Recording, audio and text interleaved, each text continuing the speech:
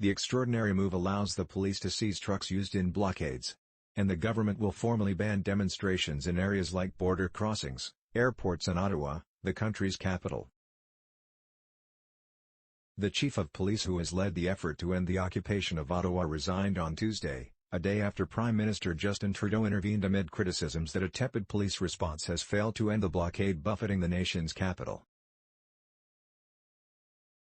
Peter Sloly's resignation as Ottawa police chief, which was confirmed by the Minister of Public Safety, came after Mr. Trudeau took the rare step of declaring a national public order emergency aimed at stopping protests that have roiled Canada for weeks.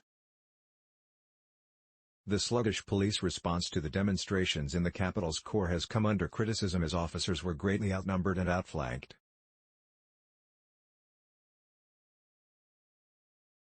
Early on, the police did not prevent the trucks from entering downtown and then took days to put down concrete barriers to keep more trucks from entering what had effectively become a parking lot.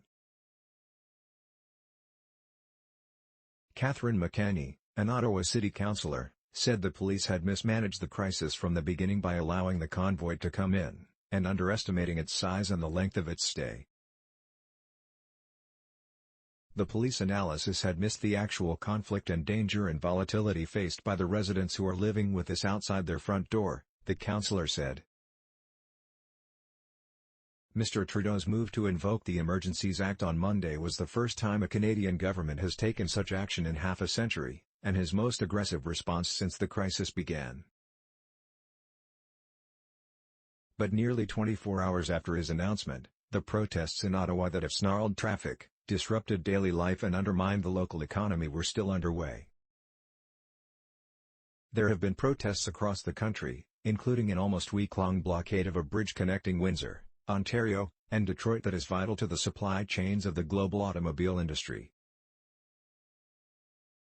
The response to the crisis by the police as well as other levels of government has been widely criticized as inadequate, while Mr. Trudeau has come under fire for failing to be sufficiently decisive to end the turmoil. Some critics contend that he should have intervened earlier and perhaps even sent in the army.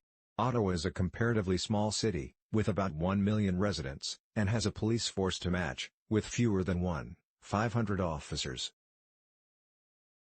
After the mayor declared an emergency and hundreds of officers arrived to help, Mr. Sloly requested an additional 1,800 police officers. But he didn't get them and there were too few officers to handle the crowds. Even after the Premier of Ontario declared a state of emergency across the province and said that anyone involved in the protest would face severe consequences, nothing changed on the streets of the capital.